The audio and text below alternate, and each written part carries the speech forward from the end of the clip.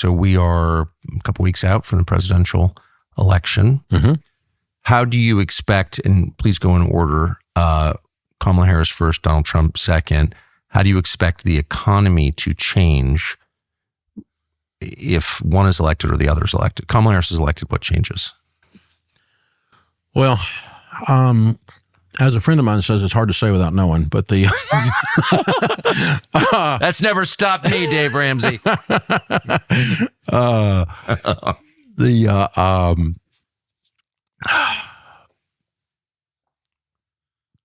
Again, this is worth what you folks out there listening are paying for, which is nothing. So, and I'm an expert on my opinion, but the economics, I am sure, and I'm a student of economics. I've got a degree in finance, and so I've spent my time on that. I spent my whole life on the subject, micro primarily, but macro is implied. But economics, for sure, we see it in the stock market. We see it in the stuff after the pandemic with supply chain. We see it with oil, energy movement, that kind of thing. Is as much psychology as it is mathematics, because it's about expectations and self-fulfilling prophecies. So, in other words, if I believe as a small business guy, and 54% of the gross domestic product is small business produced, okay? So people that have 500 or fewer employees are making the decisions on over half of the economy. And so this heating and air guy, or a guy that's got a financial planning services business, or a lady that owns a chiropractor office, okay? Are they going to invest some of their profits in growing their business? Rent a little larger space and hire another person to work on their team. They have to believe in order to do that. So it is self-fulfilling prophecy. If they think things are bad, then they take actions that make them bad, because they don't invest, they don't hire the next person, and instead they pile that cash in the bank account because they're looking over their shoulder like death is coming over the corner, right around the corner. And so when people don't believe under any president that things are going to be good, they take actions to make it worse. When they do believe, then they create actions that make the person look like they caused something in the White House, and really the small business guy is the one that caused something to happen. When I was interviewing President Trump the other day, I said, when you politicians, and so you've been a businessman, President Trump, and a politician, and when you people say, I created jobs as a politician, it pisses those of us that actually create jobs off, because you don't create any jobs. All you do is create an environment where we'll go create jobs. I'll hire people at Ramsey if you give me more of my tax money back, Art Laffer, right? And I'll hire more people at Ramsey and grow what we do if I think I'm safe, if I'm in a predictable environment. That's right. And that's what scares me about Vice President Harris is I don't think there is a solid program. Even if I didn't agree with the program, I can't tell what it is.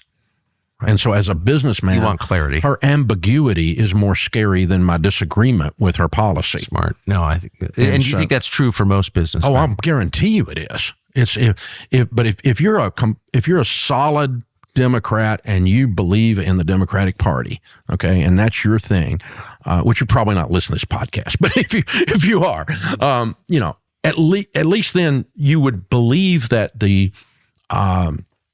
Let me try to find one in the past that was proactive. Kennedy, okay. Of course, Kennedy's economic policies are more Republican than our Democrat in today's world.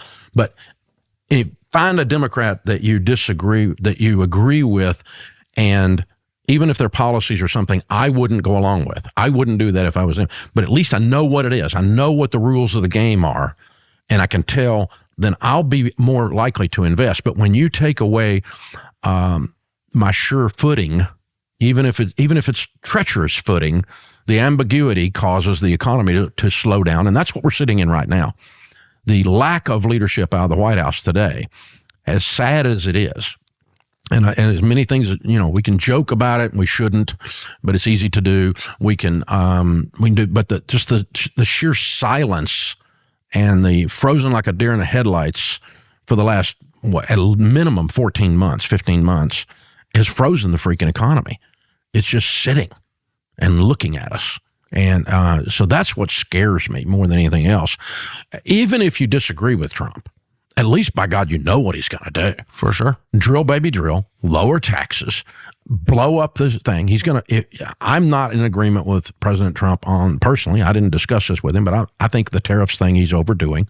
I think the tariffs are going to cause some inflation. I agree with some of the economists that have come out against it. Conservative economists come out saying, don't do that. But he's going to tariff up because he's all about the behavior thing. I think it's a bad idea. But at least you know, if I'm buying goods out of Vietnam right now, and my business, my cost of goods sold as a businessman, if I'm buying golds out of Thailand right now, I'm doing some production there. I'm not. But if you are you're buying stuff out of India right now, you better get ready if Donald Trump's in office for your cost of goods sold to go up. And we know that. But that's a predictable environment, even if it's going to harm my personal little business over here. At least I know it, and still, now I at least know what the rules of the game are, and I can act, and you can still stimulate the economy on ideas you don't agree with because they're predictable, the lack of ambiguity. Ambiguity is what kills the economy. I understand. It's called lack of leadership. Now, that's what the White House can actually do. The White House cannot create the economy. They can create an environment where the economy grows, but they cannot create an economy. They do not have that power. So don't vote for somebody because Donald Trump's going to make you rich. He's not. Kamala Harris is going to make you rich. They're not. The laughable thing when Obama was elected, these people, now where's my free car? Because these people went completely nuts thinking Obama was going to actually hand out candy from the White House. And that entitlement stuff is whacked. But from a business perspective, a businesswoman's perspective, the advantage Trump has over President Trump has over Vice President Harris is that he has a very clear, exacting thing that you can choose to agree with or disagree with, but it's an environment you can function in because it's predictable. That'll cause prosperity. Our national debt, is it as big a problem as the personal debt that we carry? It's a different problem. Yeah. It's harder to, for me anyway, it's harder to grasp exactly what to do with it. It's harder to figure out where there's an end game. I have pledged, for some reason in my space, Tucker, there's always a guy, and it's typically a guy, not a lady, because ladies for some reason don't make this mistake. But in the financial world, people that are in the financial world, when they get old and they write books, they almost always take a negative that the end of the world is coming. So I've read 10 or 15 books that the end of the world is coming due to the national debt. Peter Grace, the Grace Commission, studying the national debt under Ronald Reagan, wrote a book called Bankruptcy 1984. That in 1984, the government was going to go so far in debt that they were going to bankrupt themselves. It was going to hockey stick. And he makes a legitimate case with math that the world is going to come to an end as we know it economically in 1984. And he's smart guy. Happen? Yeah, and there's a whole bunch of others that are noted smart people, but it's just something about the genre that I'm in that people go negative when they get old, and they always write the end of the world book. And I promised I'm not going to. I promised I'm not going to do it. So no matter how old I get, I'm not going to fall for that. Instead, I'm going to write the optimism book. But so the answer to your question is, I do not understand why it is not having more of a negative impact than it is.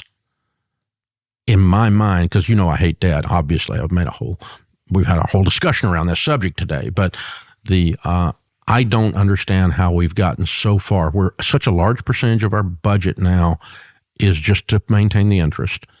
The trillions upon trillions, and there seems to be no end to the appetite for both parties to just choke us to death on overspending. The deficit is, people don't even understand what deficit means in the real world out here. It means that's how much you've overspent that year only. It's not how much in debt you are. It's how much more debt you took on that year because you're still as stupid as you were the year before. It's like, God, it's out of control. So the ability for somebody to be a statesman on one side of the aisle or the other to actually look at the American people and say, no, we're not going to do this. We're going to rein this spending in it's beyond me. So that's a political capital I don't see anybody even talking about intelligently. It's a dirty little secret, and there are people smarter than me that think it's okay. I've got a good friend in Nashville that's a world-class economist named Art Laffer, and he helped President Trump with his tax code that he wrote, which was a great tax code. And he was famous under Reagan for the Laffer curve. For the Laffer curve, that as you decrease tax rates, revenues rise because you stimulate the economy. And it's no longer a theory; it's a proven fact. Super lefties don't like it because it's associated with Reagan. But if you just look at the actual data, it actually happens. Under the same theory, Clinton almost balanced the budget. He lowered tax rates, and it was the closest we've come to not having a deficit in modern times. It was Bill Clinton, because revenues went way up under Clinton. The economy was booming, and people were paying taxes like crazy as a result with a lower tax rate. So Art says, he and I argued about this at dinner not long ago, because I'm like, Art, I don't understand. You're going to have to help me because I'm a hillbilly and you're like a Cambridge PhD. Okay, so you're going to have to teach me. Why is this not a problem? He goes, it's not a problem. It's not. I know, but that's not the answer. It's like Right. I'm saying why, and you say because I said so. It's not tautology. So you're going to have to really talk down to me a little bit and teach me. And he tried to explain it, and I'm still, bless his heart, he's just so smart. I couldn't get there. I do not understand why it's not a problem, but he really believes it's not, and I really like him, and he's really smarter than I am, and so maybe it's not. I don't know, and I'm not going to write the end of the world book anyway. So I do know that it represents, from a person like me, a person of faith's perspective, this lack of personal discipline, this inability to deny self in order to have a greater gain, to say no to something today so I can say yes to my grandchildren's generation. That lack of nobility, this just avarice and greed, this just every dollar, and everybody just milking the American public with this spending. That, to me, that's just it's just sick, repulsive. It's repulsive. Thanks for watching our YouTube channel. We hope you'll subscribe to it. And by the way, you can hit the little bell on there and get notifications every time we produce a video. We hope you'll do that also.